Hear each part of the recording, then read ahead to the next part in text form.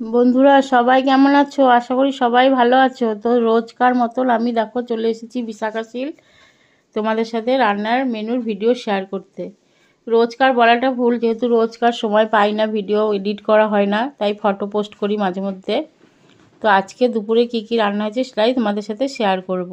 আর দেখো আমি কিন্তু হালকা রোদ জানলা গ্রিল থেকে এসেছি, সেই রোদের মধ্যে কিন্তু খাবারটা খেতে বসে পড়েছি। তো তোমাদের ওখানে কার কেমন ঠান্ডা পড়েছে অবশ্যই কমেন্টে জানিও।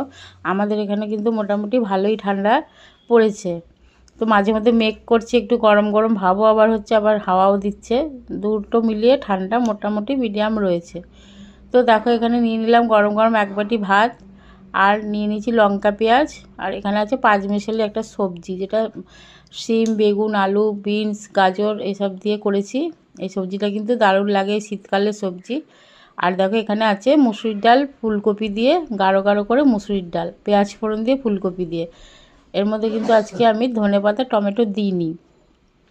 আর এখানে আছে দেখো কি বলে এই মাছটাকে, ল্যাটা মাছের ঝাল, যেটা পেঁয়াজ শাক নিয়ে এসেছিলো। পেঁয়াজ শাকটা আমি আগের দিন ভাজা করেছিলাম, তোমাদের সাথে শেয়ার করেছিলাম।